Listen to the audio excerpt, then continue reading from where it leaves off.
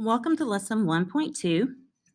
Today, you're going to learn how to apply various types of random sampling. So last class, we talked about how it's just almost impossible to conduct a true census. And so the best way to get a representative sample so you can generalize to the whole population is by doing a random sample, because that gives us the greatest likelihood of having a representative sample. So again, a census is often expensive and almost impossible to conduct. So we want a well-designed sample. And the goal for that is that it is representative of the population. So we're going to use randomization because we are much more likely to get a representative sample that way.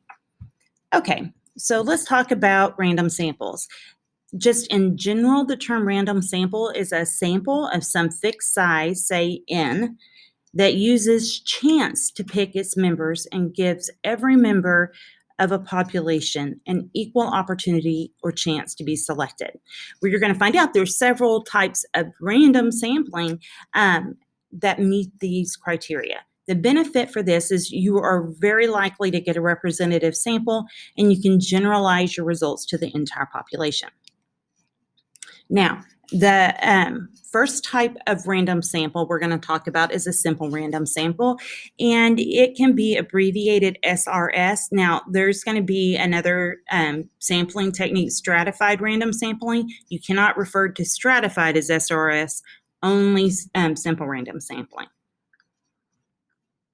Okay, so a simple random sample is a sampling method where not only does every individual have the same likelihood of being chosen, so does every sample of a fixed size. So if we're sampling 100 people from a population, not only does every individual have to be equally likely to be chosen, every sample, every way to group 100 people together out of that population has to have an equally likely chance of being chosen. And so one way to get a simple random sample is what we call the hat method. Write the name of every member of the population on a different slip of paper, put the paper in a hat, mix well, and draw however many papers you want without looking. So I mentioned 100, so draw 100 papers without looking.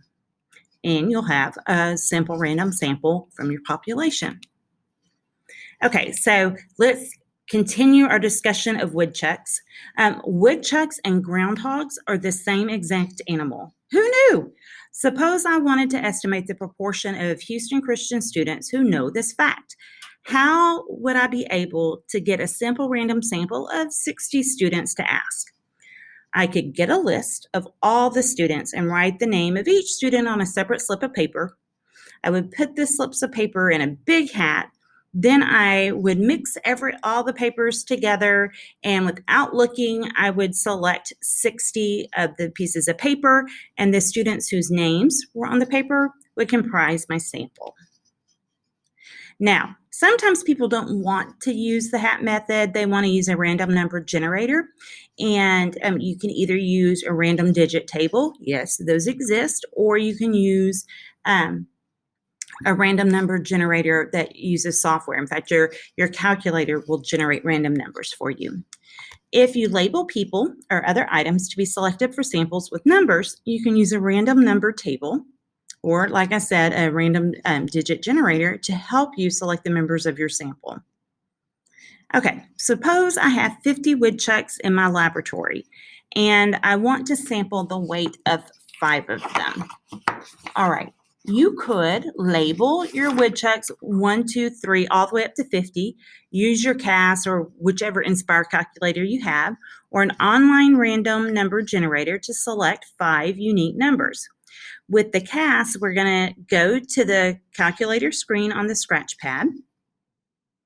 You're going to select menu, probability, random, and then integer. Okay, that's how we're going to get numbers like 1, 2, 3. If you do number, it's going to give you weird stuff.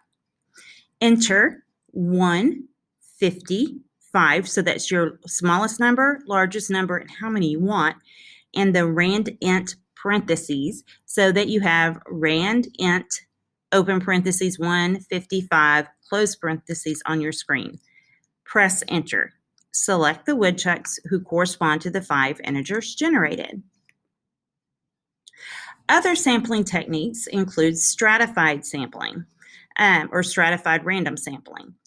All right, so in this, the population is going to be divided into groups that we call strata, and those groups are going to have a common characteristic that's going to be expected to affect the response. Imagine student council wanted to know how students feel about taking half of homecoming's budget and applying it to prom. The freshmen and sophomores would probably have different opinions than juniors and seniors. So stratifying by grade level would be appropriate. A simple random sample of a certain size is drawn from each strata. The little simple random samples are combined to make the stratified sample. So in my example there, if I wanted 60 students, I would put the names of all the freshmen in one hat, sophomores in another hat, juniors in another hat, seniors in another hat, mix them up well, and then choose 15 from each hat to make sure each grade level had equal representation. Another technique is called systematic sampling. And so you select a random starting point. So you have to like roll a die or something to get the first person you're going to select. And then you're going to select ever so how many you're interested in person as a member of the sample. So back to the homecoming example, I could get a alphabetical list of all the students and roll a die. If I get 4, I could then start with student 4. And if I wanted to include every 10th student, I would do student 4, student 14, student 24, student 34, student 44, and so on. All right. So if you're going to pick however many from your group, you have to have a random starting place, and then you just go through and do that. It's systematic. Okay, be careful if you're sampling from a population that's cyclical in nature. If you want to know the average time a student wakes up, then you would not want to start on a Saturday and take measurements every 7 days, because you're not going to get the true nature of student awakening times. All right, another sampling technique is cluster sampling, and this involves smaller groups too.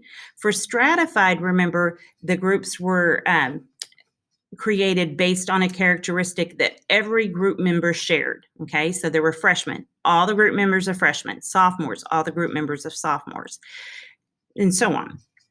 This is where you would divide the population into several heterogeneous clusters that are representative of the population. So that means that the little groups themselves are a representative sample of the population. So if we had like, I don't know, houses here, all right, like on Harry Potter, or actually, in theory,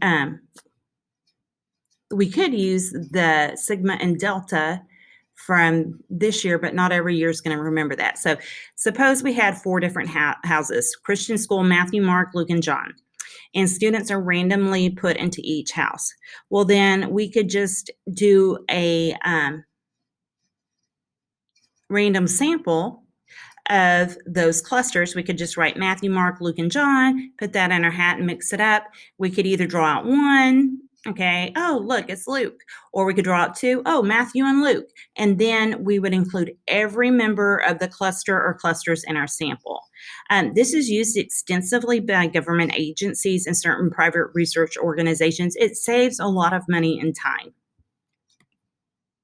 All right, so stratified samples versus cluster samples. Here's an example to kind of help you visualize what we're talking about. So if I wanted to know something about Skittles, the average weight of a Skittle, how long it takes for a Skittle to melt in your mouth if you don't chew it, okay, and I thought color had something, to do with it, that maybe the yellow Skittles weighed more, or they melted faster. One thing I could do is stratify according to the color there. And so I would have separate bowls with yellow, green, red, purple, and orange. Okay, so if you look in each group, everybody has color in common. I'm going to have to take a random sample from each of these bowls in order to get the full spectrum of Skittles colors. Now, with Skittle clusters, you would see me have a random sample in each of the groups. Okay, they're not separated out according to some sort of characteristics. So if I wanted, let's just go with the average weight of a Skittle. If that was what I was looking for, I don't really need to make sure that I have an equal representation of each color necessarily. So I could just go with some clusters, and I could have a whole bunch of little bags of Skittles, and I can mix them up really well and draw out a couple of those, and then the individual Skittles would be my sample. All right, now there's some other sampling techniques that people use a lot but don't give good results. And in elections, oftentimes we see where the polling data just did not give a clear view of what actually happened on election day. And that's because the sample that was taken was not representative of the population who actually showed up to vote. So one way is to do convenience sampling. That's using results or data that are readily available. The researcher still chooses the individuals to be sampled, but it's usually severely biased and can't be generalized. Another example is voluntary response. All right, so this is like when people put out a general appeal, like on social media, or a radio station has people call in. Individuals volunteer to be included in that sample.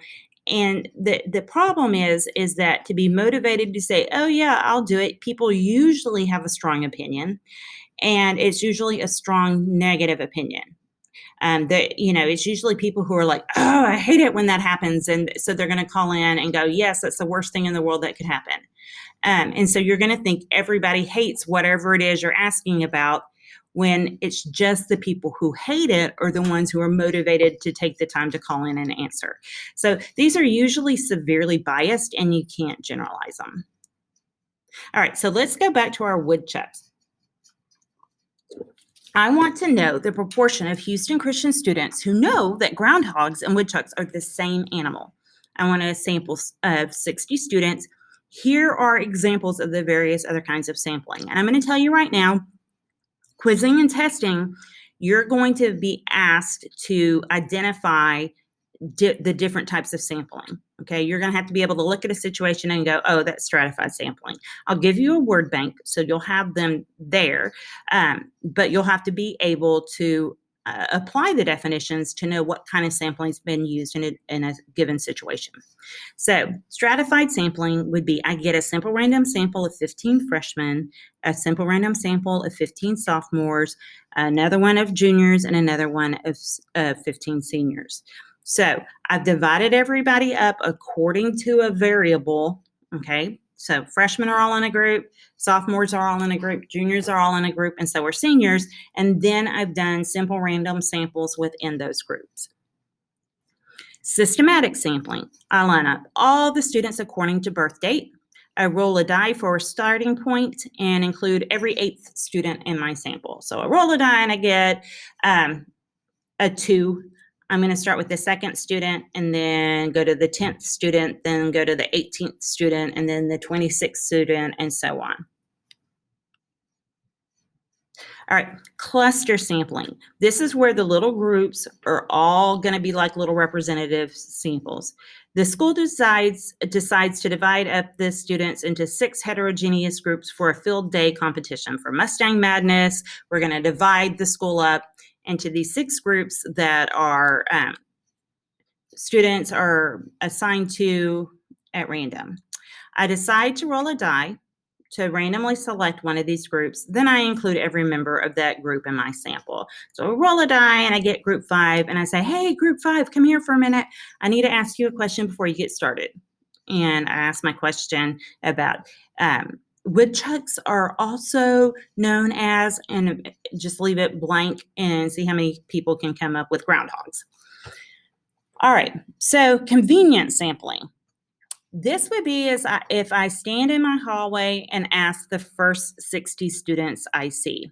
Now, in my hallway, the only classes are mine and Mr. Lister's, okay? And so the only students who would be chosen would be my seniors or Mr. Lister's freshmen and a sprinkling of sophomores. So juniors would be totally left out, and the sophomores would be underrepresented because they wouldn't have as many members of their population roaming this hallway as compared to the freshmen and the seniors. So I'm not going to get a representative sample of the whole school. Now, voluntary response. I make an appeal for participation during announcements, and students volunteer to be in the sample.